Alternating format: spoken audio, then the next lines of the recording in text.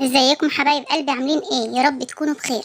وصفتنا النهارده المشبك السوري، احلى نوع حلويات تاكليه في حياتك. جميل جدا جدا جدا، هتعمليه مره مش هتبطلي تعمليه تاني من حلاوته وجماله. يلا بينا نبدا.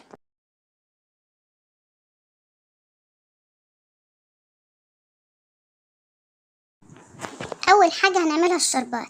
كوبايتين سكر وكوبايه ميه، هنحطهم في كوبايه كبيره في طاسه في اي حاجه.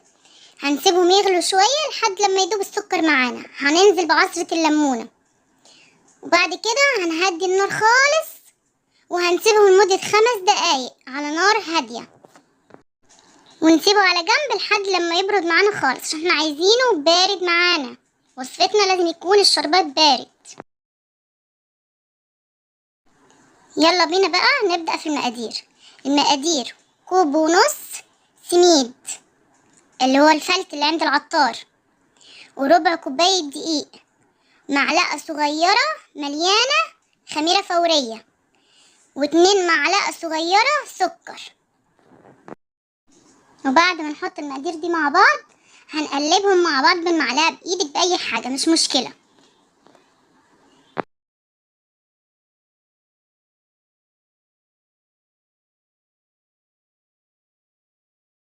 بعد ما نقلبهم مع بعض كويس هنحط معلقتين كبار زيت ونبسهم مع بعض كويس.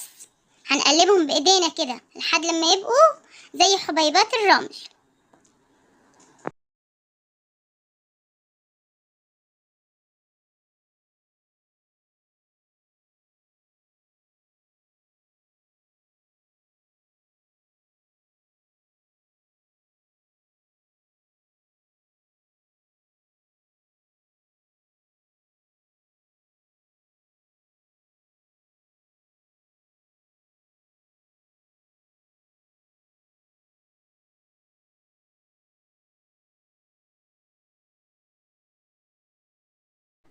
وبعد ما بسناهم في بعض كويس معانا كوباية مية هنجيبها، هننزل بالتدريج، هنفضل نقلب فيهم بالتدريج بالراحة بالراحة. هننزل شوية شوية ونقلبهم بإيديكي بالمعلقة مش مشكلة، هنوصل لنفس القوام اللي احنا عايزينه في الآخر. ممكن يعوزوا معاكي معلقة، أنا حطيت فوق الكوباية معلقة مية. احنا عايزين القوام بتاعه سايل، مش سايل قوي، احنا عايزينه سايل اللي هو ماسك نفسه شوية، مش زي المية، لا مش عايزينه تخين.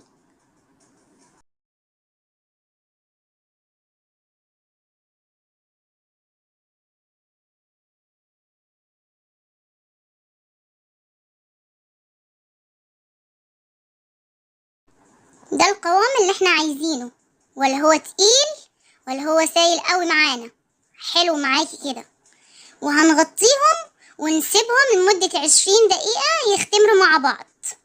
ممكن ياخدوا معاكي 10 دقايق بس، على حسب درجة الحرارة اللي هي موجودة فيها العجينة.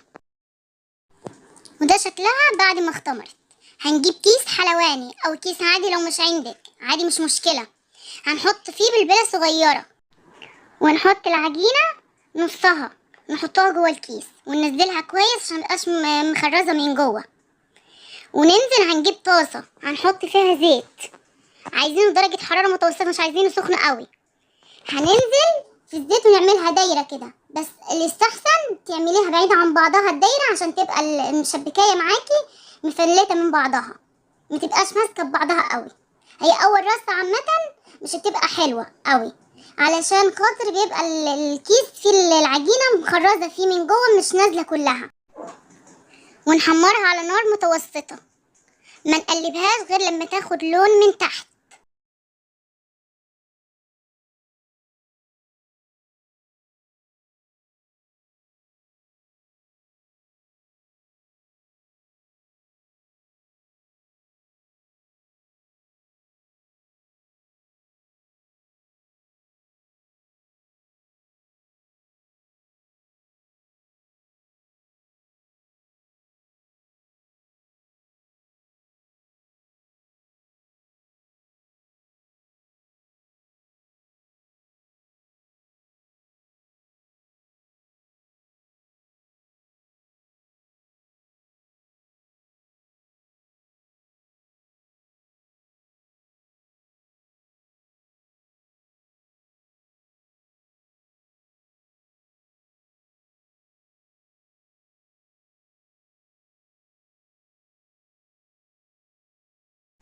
بعد ما نقلبها لما تاخد اللون من تحت، هناخد المعلقة ونحط عليها زيت من فوق على المشبكاية عشان كلها تتشرب بالزيت، يا اما تكتري الزيت قوي.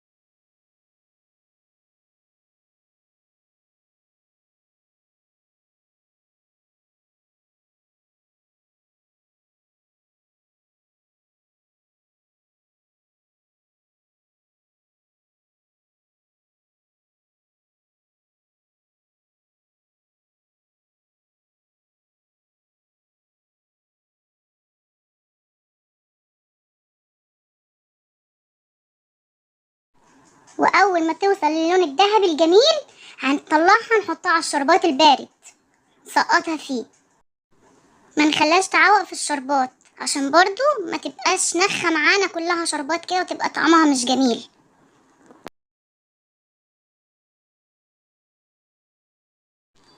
بصوا بقى الرصة التانية جميلة ازاي ونازلة بسهولة معاكي وجميلة. اهم حاجة تبعديها عن بعضها الدايرة عشان متبقاش ماسكة في بعضها.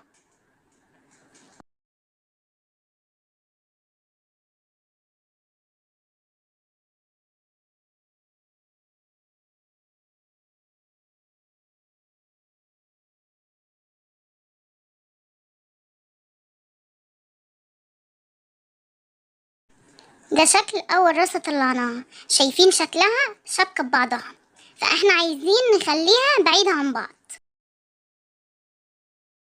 ما نقلبهمش غير لما ياخدوا لون من تحت عشان شكل المشبك ما يبصش معانا، وقلبي بالراحة.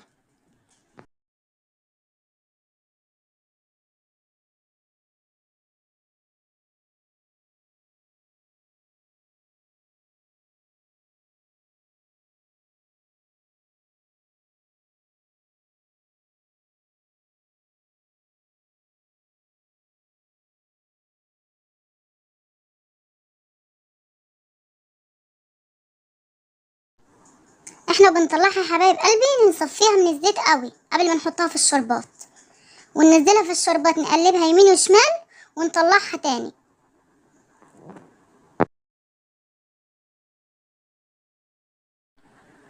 طلعوا معايا 8 مشبكات. ممكن تعملي اكبر من كده الواحدة، وممكن تعمليها اصغر لو عايزة كمية اكبر من كده. ويا رب تكونوا استفدتوا من وصفتي النهاردة. بألف هنا وشفا على قلبك يا ست الكل.